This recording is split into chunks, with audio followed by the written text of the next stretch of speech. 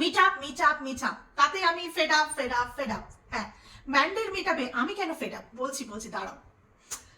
মানে এক একটা মানুষ কাঁদতে বসে গেছে। হ্যাঁ, কি জ্বালা। আরে ভাই, সারা বছর ধরে তারে বাস দিয়ে বেড়াবি, তাকে একেবারে নাজেহাল করে রাখবি, আর মনে করবি যে মিট আপে সব হুড় সুর করে দৌড়াবি।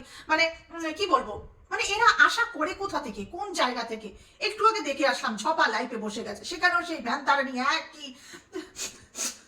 আমি তো মা, আমি যে ভুলটা করেছি, ভুল করেছি আমি চাইনি আমার সন্তান সেই ভুলটা করো, আমি চাইনি। তাই তো আমার জামাই সবার সামনে বলে দিল আমি কি চাই, তোমার মনের বাসনাটা কি ছিল, ঘরের মধ্যে থেকে, মানে ঘরটা ভাঙিস নে, ঘর ভাঙিস নে, ঘরে থেকে যতটা শয়তানি করা যায় না কর, আমি আছি যতটুকু শয়তানি করতে পারবি।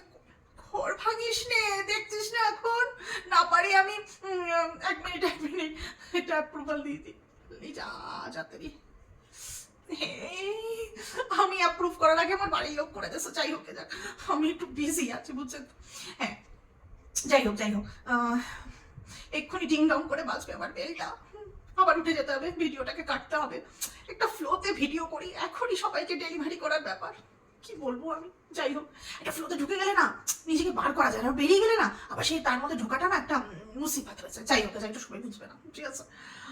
কোথায় ছিলাম না দেখছেন, কোথায় যেন ছেলেটা কি যেন নাটক করছিল, ঘরে থেকে যা করতে পারিস তাই কর, ঘরের বাইরে যাস রে, দেখছিস না এখন না পারি আমি বুইড়ার সাথে থাকতে, না পারি সহ্য করতে, না পারি লোকের কথা শুনতে, মানে আমি চারিদিক থেকে ফেসে গেছি, কিন্তু সবাই তো মানে আবার একটু সিম্প্যাথি একটু করে দিচ্ছে, একেবারে যে দিচ্ছে না তা না, কয়েকটা আছে, ওরও প্রত্যেক মানুষেরই থাকে, ঠিক আছে, যে যেমনই হোক সবারই কিছু একটা ওই ব্লাইন্ড সাপোর্টার ফলোয়ার যাই বলো না কেন থাকে, ঠিক আছে। ঝপারও কিছু আছে, কারণ ঝপা যতই যাই হোক একটা এজেড মহিলা তো থাকে। তারপরে ম্যান্ডির মা, মানে সরাসরি কেউ আর কি ওইটা করতে পারে না, মানে আমাদের কিছুতে কিছু যায় আসে না, আমরা যা দেখবো, যাকে দেখবো ধুয়ে রাখবো, কোনো স্বার্থ তো নেই, বুঝছেন কি না। হ্যাঁ, আমার তো একেবারেই কোনো স্বার্থ নেই, ঠিক আছে, আমাদের বলছি সেটা, আমার কোনো স্বার্থ নেই, ঠিক আছে। দু পয়সা তো পাইও না, ছাতার মাথা, কিসের স্বার্থ। যখন পায়টাই মানুষ তখন একটা ব্যবসার মধ্যে ভাবতে লাগে, ভেতরে ঢুকে যেতে লাগে, এখন পাবলিক কি খাবে, মার্কেট কি খাবে, যার কিছু নেই, পাওয়ার নেই, কিছু নেই, তার একবার মন খুলে ভিডিও করো, যা ইচ্ছা বলো। তবে হ্যাঁ, যেটা সঠিক সেটা বলো, মানে আমার একটা প্রিন্সিপাল আছে বুঝছো, মানে এই যে ক্যামেরার সামনে আসে বসলাম আর একবার হড় করে বলতে থাকলাম না, একটা প্রিন্সিপাল আছে, যাকে যেটা বলার সেটা বলবো, ঠিক আছে।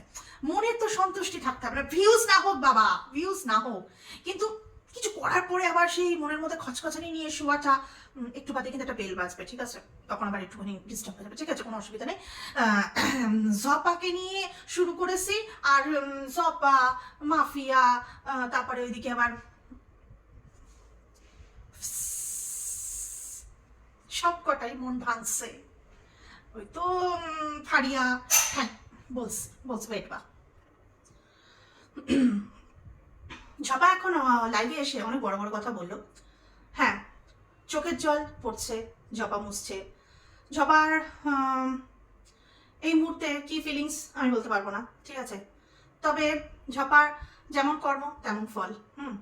ঝপা কোনোদিনও কারোর জন্য কিছু স্যাক্রিফাইস করেনি, তাই আজ ঝপাকে বোঝা উচিত, যখন আমি পরিবারের জন্য, সংসারের জন্য, সন্তানের জন্য যদি কিছু স্যাক্রিফাইস না করি, কোনো না কোনো সময় সবাই দরজা বন্ধ করে দিতে পারে। হ্যাঁ, সবটাই সম্ভাবনা থাকে। তো হাঁপাচ্ছি, অনেকগুলো কাজ একসাথে করে আসলাম, আবার কি উঠবে বারবার, তাই যেটা বলছিলাম সেটা হচ্ছে একতরফা কোনো কিছুই হয় না। আর সবাই একটা কথা বললো, কথাটা অনেক দামি, যে প্রতিতালয়ে এমন অনেক মা আছে তারা দিন রাত মেহনত করে সন্তানদেরকে ভালো রাখার জন্যে, ভালো রাখে, ভালোভাবে পড়াশুনো করায়, বড় করে, মানুষের মতন মানুষ করে, প্রতিষ্ঠিত করে সমাজে। ঠিক কথা বলেছে সবা, একদম খাঁটি কথা। সেসব মায়েদেরকে আমরা সালাম করি, কি বলবো, হ্যাটস অফ বলবো। সেসব মায়েদের চিন্তাভাবনার সাথে তোমার মতো মানুষের চিন্তাভাবনা মেলে না গো, আসলেই মেলে না। ওই মানুষগুলো অনেক সুস্থ চিন্তাভাবনা আছে, তাদের পরিস্থিতি খারাপ হলেও তারা কিন্তু তাদের সন্তানের জন্য কোনো কিছু করতে তারা দুবার হয়তো চিন্তাও করে না। তাই তাদের অনেক স্যাক্রিফাইসের নাতিজা তাদের সন্তানদেরকে প্রতিষ্ঠিত করতে পেরেছে। তার পেছনে তাদের অনেক বড় বড় স্যাক্রিফাইস আছে, তাই না? সেসব মানুষদের কাছে আমাদের মাথা সবসময় নত হয়ে থাকবে, অবশ্যই থাকবে। কিন্তু কি জানো তো, এইসব কথাগুলো তোমার মুখে মানায় না। তুমি নিজের মেয়েকে অন্যের হাতে সঁপে দেওয়ার পর একটা মায়ের চিন্তা ভাবনা কি হয় যে এবার আমি সুস্থ সুন্দর জীবন যাপন করব, কারণ আমার মেয়েটাও পরের ঘরে চলে গেছে। পরের ঘরে চলে যাওয়ার পর মেয়েটাকে অনেক কথা শুনতে হতে পারে। তার শ্বশুরবাড়ির দিক থেকে, আত্মীয় স্বজনের দিক থেকে অনেক কথা শুনতে হতে পারে। তুমি কোনো কিছু কিন্তু পরোয়া করোনি। তুমি নিজের স্বার্থ, নিজের ভালো থাকা, নিজের সুখ। আর হ্যাঁ, একটা কথা বলতে খারাপ লাগছে, তবুও বলছি। কিছু কথা থাকে ছপা, যেগুলো আসলে বলার আগে তোমাকে 10 বার ভাবতে লাগে। তোমার একটা নাতনি আছে, একটা ক্রিয়েটার, হ্যাঁ একটা ক্রিয়েটারের মুখে শুনেছি, তাই একটা ক্রিয়েটারের কথাই বলবো। যে ক্রিয়েটার ওই বুনু বুনু বুনু করে তোমাকে কাকিমা কাকিমা, অ্যাজ ইফ যেন তুমি যেন ওর একারই কাকিমা, আর তোমাকে নিয়ে কেউ কিছু বলতে পারবে না। হ্যাঁ, তোমার যে কোনো তোমার ভুল কর্মের সে একমাত্র, মানে এমনভাবে কথাগুলো বলে, সে হচ্ছে তোমার ব্লাইন্ড সাপোর্টার। না, তোমার উপকারে কোনোদিনও লাগবে না। তার ভিউজ বাড়বে, তার সে সাবস্ক্রাইবার গেইন করতে পারে, তার ভিউজ বাড়তে পারে, তার ইনকাম হতে তোমার কোনো কাজে সে লাগবে না। তুমি তার কাছে একটা পুতুল মাত্র, ঠিক আছে? কারণ বলে না অতি ভক্তি, যাক সেসব কথা নাই বা বলি। যে কথাটা বলছিলাম, তার মুখেই শুনেছিলাম সে কিছু কথা তার ভিডিওতে বলছিল যে তোমার জ্বালা পোড়ার কথা, কি কারণে তুমি নিজের স্বামীকে ছেড়ে, সংসার ছেড়ে তুমি অন্য কারোর সাথে থাকতে চলে গেছো, লিভিনে চলে গেছো, বা যেটাই করেছো। তার পিছনে ছিল তোমার জ্বালা পোড়া। আমি এর থেকে বেশি কিছু বলবো না, বলতে চাইবো না। তো এই কথাটা তোলার মানে কি? এই কথাটা তোলার মানে এটাই ছপা, তোমার একটা নাতনি আছে, স্কুলে যাচ্ছে, 6 বছর বয়স হয়ে গেছে, সবকিছুই সে বুঝতে পারে, সবার ভিডিও সে দেখে। একটু যদি বিবেক বলে কিছু থাকে, বুদ্ধি বলে কিছু থাকে, এগুলো নিজে না বলে যে সমস্ত কথাগুলো অন্যরা বলছে, ওনাদেরকে অ্যালাউ করছো, ভেবে দেখো তুমি কি চাইছো। কি চাইছো? যা চেয়েছো তা তো করেছো। এখন এইসব জ্বালা পড়ার কথা নাই বা বললে, কিসের জ্বালায় গেছো, কেন গেছো, অতটুকু মতন বোঝার মতন ক্ষমতা আমাদের সবার আছে না? তো একটা বিবাহিত মানে যার মেয়ের বিয়ে হয়ে যায়, সংসার ধর্ম করে, সেই সময় কখনোই মা গিয়ে অন্য লোকের সংসার ভেঙে তার ঘাড়ে চেপে বসে সে সংসার করতে শুরু করে না নতুন করে, ঠিক আছে? তো ওইটুকু বোঝার মতন বুদ্ধি আমার আছে, আমাদের আছে, সকলের আছে। আর বললাম, অনেক কিছু বলি, তবে এই কথাটা আমার মনে হলো বলা উচিত। কেমন? সত্যি ঝপা, তোমাকে ঘরে ঢুকতে দেওয়া উচিত না, যতই তুমি কারোর মা হও। কিন্তু মা কথাটার পেছনে অনেক স্যাক্রিফাইস থাকে, অনেক মেহনত থাকে। তোমার এখনো পর্যন্ত তোমার কোনো কিছুই ঠিক না। তাই তোমার থেকে যদি দূরে থাকার সিদ্ধান্ত ম্যান্ডি নিয়ে থাকে, ঠিক আছে, তুমি দূরে থাকলেই তোমার মেয়ে ভালো থাকবে, আমার সেটাই মনে হয়। ভুল কিছু করেনি, আফটার অল সে তোমার সন্তান, তার থেকে বেশি ভালো কেউ আমরা চিনব না। আমরা এই কদিনই তোমার এত রূপ দেখে নিয়েছি যে তোমার কোনো কাহানি, সত্যি বলছি, মনের কোনো জায়গাও ধরবে না, বুঝছো? যাই হোক, এটা গেল ঝপার কথা, ঝপার কান্না, ঝপার নাটক, ঝপার মিটআপের। ঝপারও ইচ্ছা ছিল ঝপাং ঝপাং করে সারা দুনিয়া ঘুরে বেড়ায়, তবুও মেয়ের মিটআপে ওই ঝপার যাওয়ার খুব বড় স্বাদ ছিল, বড় স্বাদ। আরে যাই হোক, তারপরে আসে আমাদের মাফিয়া। জপা যেতে পারিনি, মাফিয়ার কি করে যাবে, কোন মুখ নিয়ে যাবে? শেষমেশ বুইড়ার একটা সংসারের প্রয়োজন ছিল, বলো যাই বলো না কেন, শেষ জীবনে সেটাও তো ঝপাই ভেঙে ফেলেছে। এরা সত্যি ঘর ভাঙানি। ঘর ভাঙানি কারে বলে? এইসব মেয়ে মানুষদেরকে দেখলে বাপরে বাপ, না মাফিয়া না ঝপা, এদেরকে খাতির করে করে ডাকবেন না আপনারা।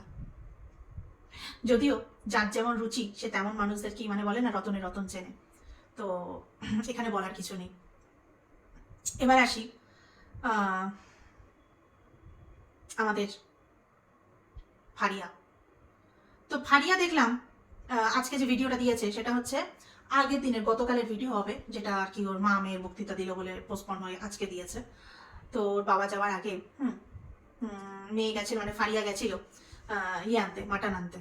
ঠিক আছে, গিয়ে দেখলো যে মাটনের চর্বি পড়ে রয়েছে, মাটন শেষ। আহারে, কিছুক্ষণ আগে গেলেও না 1-1.5 কিলো পেয়ে যেত, বুঝছেন তো, এটা দেরি হয়ে গেছে। আবার ওই দোকানে ছাড়া, মানে ওদের ওখানে একটাই দোকান, ওই দোকানে ছাড়া আর কোনো দোকানে মাটন হয়তো বিক্রি হয়, কিন্তু অত জুত থাকে না, বুঝছেন তো। যাই হোক, সেই মেয়ে গিয়ে আনলো মাটনের বদলে 2 কেজি চিকেন। ভালো করে ভাববেন, 2 কেজি চিকেন। তারপরের দিন বলছে সকাল 9টার মধ্যে আমি বেরিয়ে যাব, গিয়ে মাটন নিয়ে আসবো। সকাল 9টার মধ্যে বেরিয়ে গিয়ে মাটন নিয়ে আসবে, তাকে মাটন কিনতেই হবে।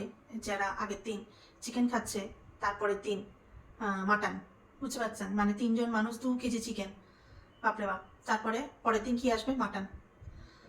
আমরা এই কথাটাই বারবার করে বলতে চাই, লজ্জা এদের একেবারেই নেই। কিরে, এই না বলি তোরা গরিব? হ্যাঁ, 3টে মানুষ 2 কেজি চিকেন, তারপরে বলছিস পরের দিন 9টার মধ্যে বেরিয়ে যাবো যাতে মাটন শেষ না হয়ে যায়। যাই হোক, মানুষের যদি সৎ ইচ্ছা থাকে না, তাহলে সময় মতন টাকা ফেরত দিয়ে দিতে পারে। মানুষের যদি সৎ ইচ্ছা না থাকে, শত থাকলেও না হাত পেতে যারা নিতে পারে তারা ফেরত দিতে পারে না। এবার অন্তত এই চিকেন মাটন এইসব গেলনগুলো একটু ক্ষান্ত দে, আর যে মানুষটা টাকা নিয়েছিস হাত পেতে ধার, তাকে তার টাকাটা ফেরত দিয়ে দে।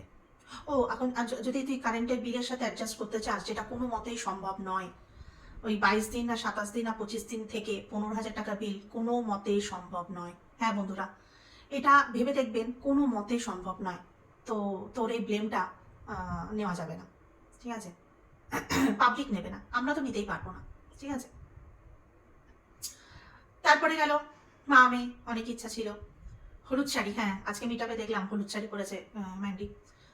বোনও কিনেছিল হলুদ শাড়ি, ব্ল্যাক কালারের ব্লাউজ, কিন্তু তার কর্মকাণ্ডের ফলাফল সে আজকে মিটআপ থেকে অনেক কিলোমিটার দূরে বসে রয়েছে এবং ঘরের মধ্যে মাথা চালাচ্ছে আর ভাবছে কোন কাজটা করলাম আর কোন কাজটার কারণে আজকে এত বড় ব্লগারের মিটআপে আমি থাকতে পারলাম না। আচ্ছা, আর একটা কথা, যেটা গতকাল ফারিয়ার মা বলছিল, আমিও ফারিয়ার মার সাথে একমত। ঠ্যাং সুন্দরী বলছিল, আমি তো তখন বুঝতাম না কি ভিউজ, কি কি কি কিছু বুঝতাম না। হ্যাঁ, যখন ম্যান্ডির সাথে কথা বলা ছেড়ে দিয়েছিল না, একটা সময় কথাই বলতো না, ফারিয়ার মাও বলতো না, ফারিয়ার বাবাও বলতো না। আসলে ঘটনাটা সত্যি, যতক্ষণ কেউ ইউটিউব থেকে টাকা না পায়, অনেক মানুষই আছে ভাবে যে কি ভাই হবে কি হবে না, হ্যান কি ত্যান, ঠিক আছে? এই কারণেই কিন্তু ফারিয়ার মা ম্যান্ডিকে ইগনোর করতে শুরু করে দেয়।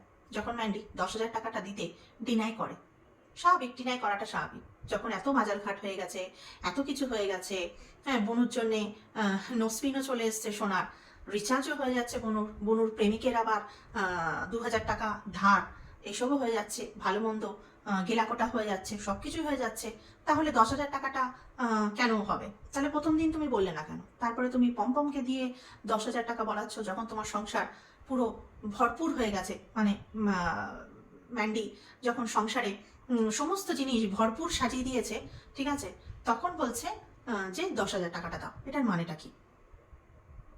তো সেই 10,000 টাকাটা না পাওয়ার ফলে ম্যান্ডির বাবা এবং মা মন্দিরার সাথে, মানে ম্যান্ডির সাথে, সরি, ফারিয়ার বাবা এবং মা ম্যান্ডির সাথে কথা বলা বন্ধ করে দিয়েছিল।